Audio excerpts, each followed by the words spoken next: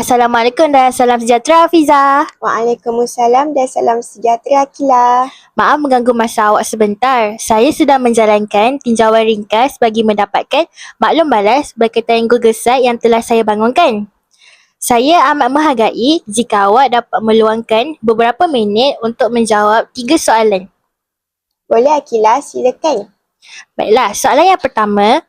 Selepas Hafiza melihat Google Site yang saya telah hasilkan, apakah pendapat Hafiza terhadap keseluruhan reka bentuk dan susun atau laman tersebut? Adakah maklumat yang disediakan mudah untuk difahami dan menarik untuk diterokai? Okey, pada pandangan saya, reka bentuk dan susun atau Google Site ini sangat kemas serta menarik. Maklumat yang disediakan juga tersusun mengikut bahagian yang sesuai, menjadikan pengguna lebih mudah memahami kandungan yang dipaparkan.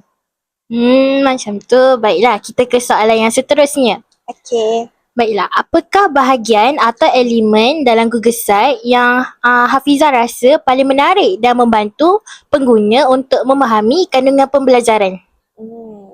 Okey, bahagian yang paling menarik ialah penggunaan gambar, pautan dan susunan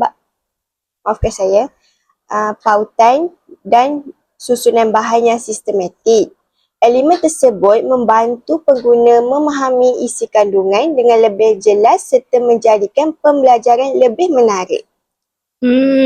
Faham. Baiklah, kita ke soalan yang terakhir.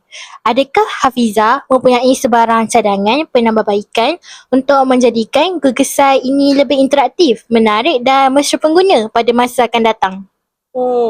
Okey, pada pandangan saya, Google Site ini sudah baik. Namun, boleh ditambahkan dengan memasukkan lebih banyak elemen interaktif seperti kuis, video ataupun aktiviti ringkas supaya pengguna lebih aktif meneroka kandungan yang disediakan.